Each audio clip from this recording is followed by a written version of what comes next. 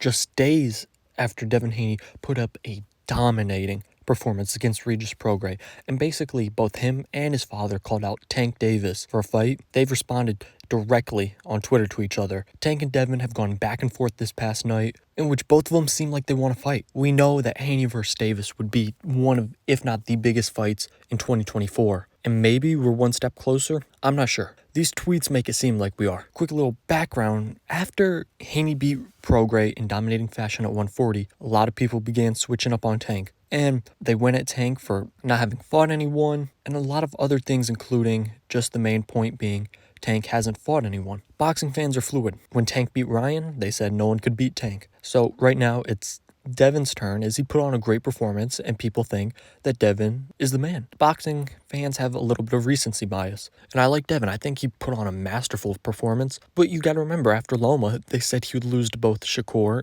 and Tank, so the recency bias has him being the best out of Shakur, Tank, and Devin. Well, immediately after the fight, Devin's dad kept talking about Tank, said, we want Tank, we want Tank. They talked about going up to 147. Tank's coaches put something out like, hey, if you go to 147, fight Boots, stay at 140, fight Matisse, go back to 135, fight Tank, which I think is not the greatest argument because Tank has fought at 140. I think Tank should go up to 140 to make the fight. I think that's fair. Tank goes up to 140 to make the fight because he's fought at 140 before. But Tank was taking a beating on Twitter, and we know how he gets on Twitter. He'll start tweeting, and it was only a matter of time. He had originally put out a tweet earlier in the day, yesterday, and said, when I get him, I promise people aren't going to like what I do to him. Talking about what he's going to do to Devin, right? I believe he was replying to a fan saying that, obviously deleted. A lot of these Tank tweets are deleted. But Tank is telling people he's going to do something that these Devin fans don't want. And then later in the day, he started talking about Snack, which is a company. I'm not sure if they do like protein powder, what kind of stuff they do, but some of their fighters have been caught cheating before, and Tank had said something to the extent of get Snack out of boxing, which was an indirect subliminal at Devin Haney. And if you're going to respond to Devin winning that fight dominating by maybe he's cheating, I think that's weak. Devin wasn't having it, and he directly went at Tank and said, Tank is scared to death of me. You always say you want to fight when I have a fight lined up already. Well, now I'm free. Let's make it happen. Before Devin's fight, they had gone back and forth with each other. After the Shakur fight, Tank had tweeted Devin, after Devin had tweeted Shakur, Tank had told him, I'm going to give you 10% when we fight, because this one's more personal between these two. Tank for Shakur isn't that personal. Tank for Devin is. Devin's father said something about Tank's mother in the past.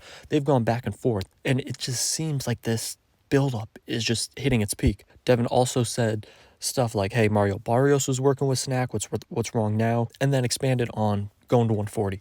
Like I had said in my preview of the fight and review of the fight, Devin will never fight at 135 again. He's going to feel how good 140 feels. Heck, he wants to move up to 147 already, but he feels 140, how good it is already, and he's staying there. He's never going back to 135, and he talked about it. He said, I've been doing the same thing, killing myself to make weight. They said I was pillow-fisted. Y'all saw what I actually did. And then directly saying, I'll never go back to 135. Get it out your head. Which interests me because in the promo run for the fight against Prograis, he had talked about potentially going to 135 for Tank and Shakur. Obviously, I didn't believe the talk, but that's something that's going to hurt Devin because just a few weeks ago or a month ago, he was talking about, yeah, I can go back to 135. But clearly he saw how it felt. Heck, he barely even made 140. And then rehydrated to 165 the night of the fight. He's staying at 140. For a while, Tank didn't respond. It was one, hey, maybe Tank sleep, or maybe just Devin called him out directly, he's not going to say anything. Tank finally responded and said, basically told him, I'm going to make your dad cry. You need to enjoy your success that you got now, because what I'm going to do to you is going to be rough. I'm going to make your dad cry, and that's not everything. That's what Tank was saying. Someone said, don't send that 10% like you were saying earlier. Tank just said, he's going to get what he's going to get. And finally, the two, this is official as it can on Twitter. But Devin responded, let's make it happen. Tank said, say nothing. So who knows if this actually leads to a fight, but it's something. These two going back and forth on Twitter directly. People have been calling out Tank saying he doesn't want the fight. I think Tank wants the fight. Tank definitely wants the fight. These two, this has been a big fight for years and years, and now, honestly, the build-up has reached its peak, I think. I think 2024, a Devin Haney versus Gervonta Davis fight would be the biggest fight outside of maybe Canelo versus Benavidez. I think Tank and Devin would be right there. Of course, you'd have to figure out who exactly is the A side. Tank sells tickets. Devin, he did a great job in Chase Center, but that's really his first time. Tank does good pay-per-views, Devin, not so much. And at 140, if they do it at 140, that's the other thing. What weight are they going to do? What weight are they going to fight at? It's all interesting, and if they can make this happen, this would be... Boxing fans have been dreaming about this fight forever. Shakur is nice against both Devin and Tank, but Tank and Devin is what we've been wanting for years.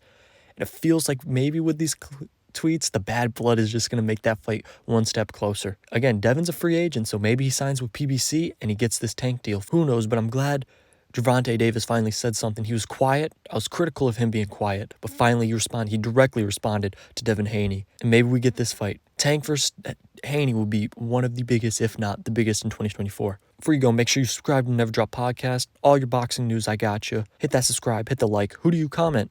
Who do you think would win, Tank or Devin? Let me know in the comments below. I appreciate you listening. That's all I got for you. Peace. I'm out.